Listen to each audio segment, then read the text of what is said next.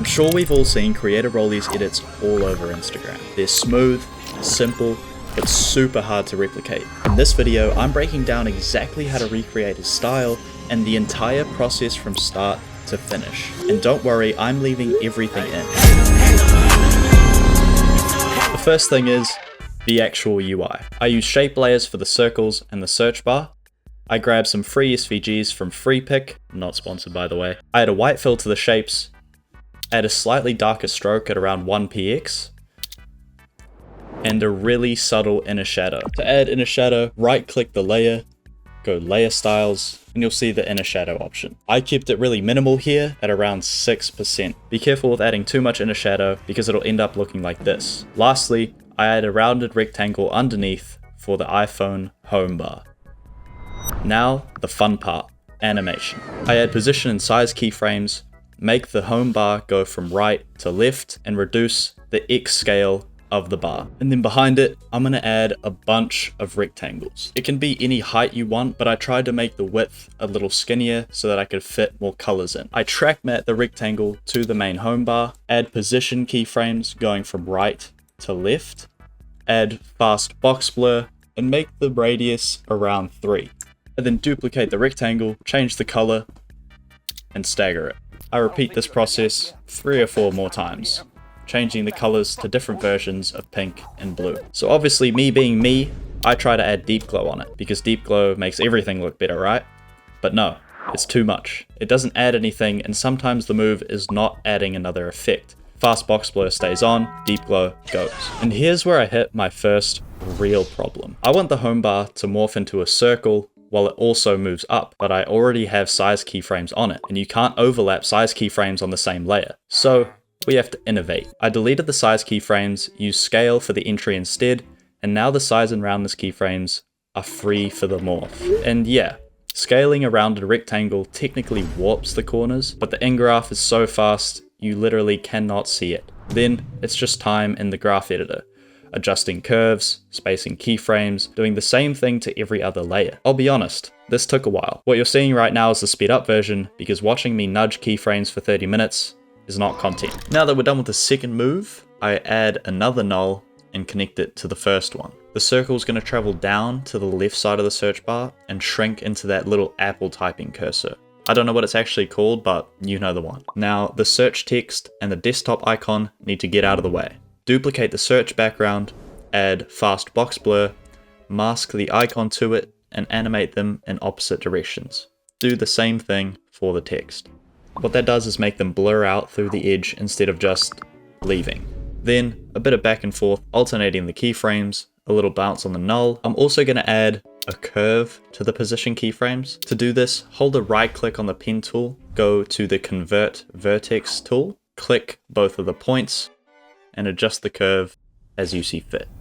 And now it's time to actually search something. Create the text layer and add the typewriter effect. And here's the detail that matters. The search bar has to grow with the text. So add size keyframes on the search bar background, add position keyframes on both of the icons and circles on the left and right, and make the Apple cursor go from left to right, matched to the typewriter spacing. Then we'll use the exact same blur mask trick from before so that the text reveals smoothly instead of just typing on. Lastly, I want to get rid of the cursor since we're technically done typing. So I'm going to add opacity keyframes going from 100 to 0. And with that, the first scene is pretty much done, but it is camera time. If you've seen my camera movement video, you know what's about to happen. Everything goes on 3D, parent the camera to a null, and then stack the nulls. I have one movement for the intro using this fast in graph, one for a zoom in using this S-curve graph, one drifting left to keep the little ball centered because that's where I want your eye to go, and one to recenter the whole UI after the text reveals using this S-curve. The last null is for the exit. It goes up with a 90-degree X rotation. Every null does one job and has overlapping keyframes. That's pretty much the whole system. If you want to watch the full breakdown, you should see a card pop up now. Now the last thing before I wrap up this scene, I want something to travel around the search bar. My first attempt, I tried adding a circle with a blue stroke, added turbulent displaced and scale keyframes. It's ugly, genuinely ugly. Attempt number 2, I tried a blue fill with deep glow and animated the shape around the UI manually. And the position keyframes are a nightmare. I cannot get it to hug the shape right. So, attempt 3. I duplicated the search bar background itself, added only a blue stroke, added deep glow, I added trim paths, dropped the in percentage down, and keyframed the offset. Now it traces the actual shape. To add trim paths, just click the drop down, content, add, and you'll see trim paths.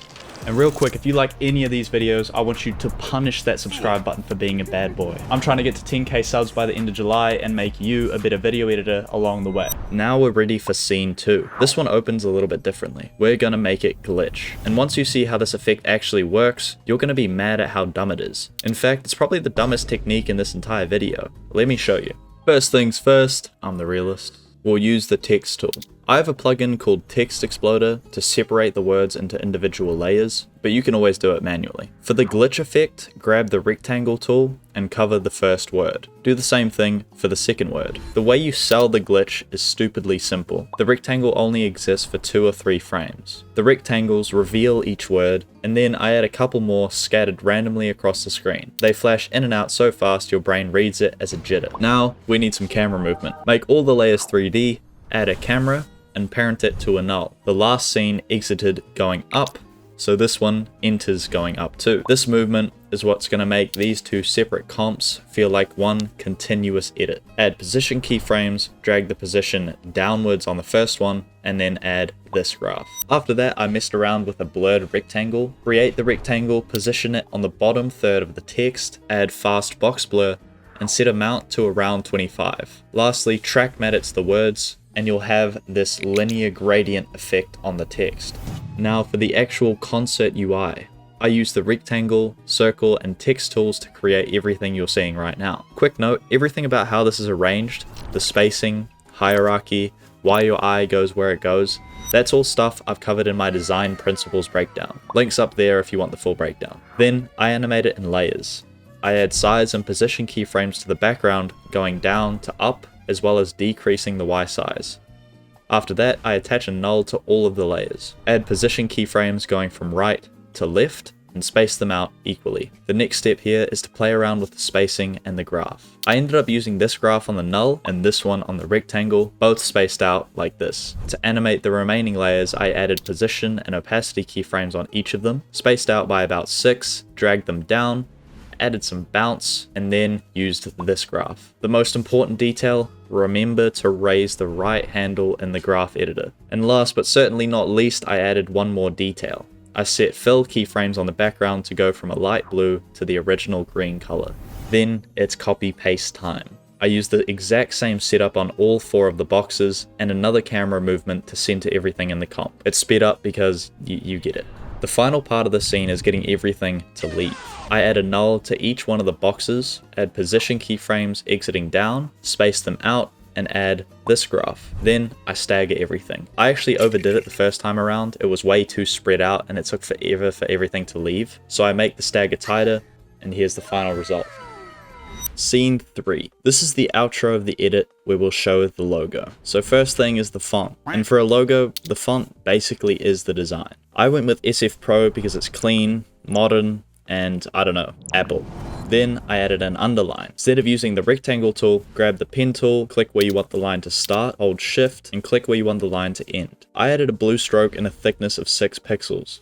And here's the small detail that matters. Rounded line caps. Square caps look like a 2005 Excel sheet border. Round caps look professional. It's just one checkbox and it completely changes how the line feels.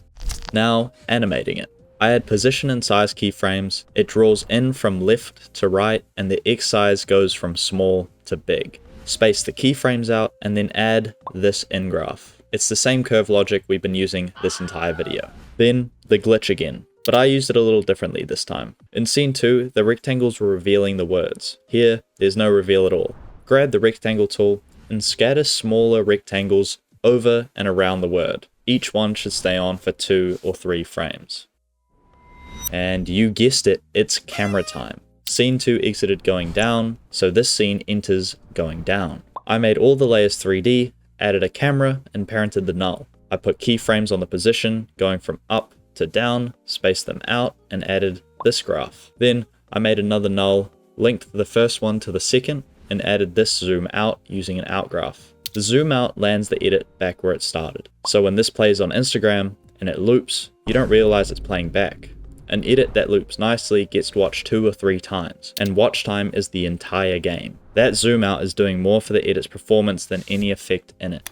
So right now the edit is pretty much done, but watch what one adjustment layer does. Right at the start, apply Gaussian blur and exposure on it, exposure from 0.6 or 7 to 0, and both have this in graph.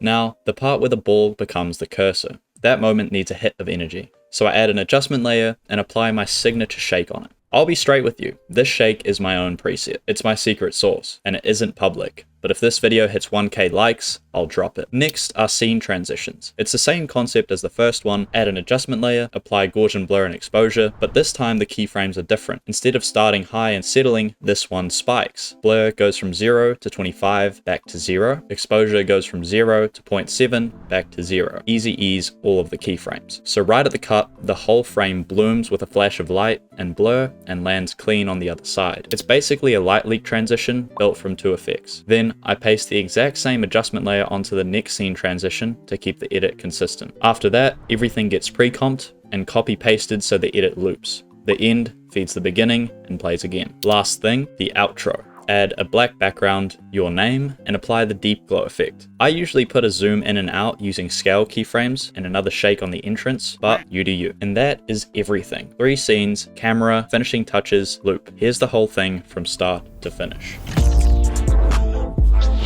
Like yo, I bought a yours and a penny all year like birds. If I be back 2 times to my money, all I got. Yeah, I pay money, my but for that money I love. That is it for the video, ladies and gentlemen. I hope you enjoyed. Leave a like if you did, leave a dislike if you didn't, and let me know what I can do better. You know, I'm always trying to give you better content, give you more sauce than I already have. If this video hits 1k likes, I'll drop a part 2, and I'll drop my shake preset for everybody to have. But anyways, homies, peace out.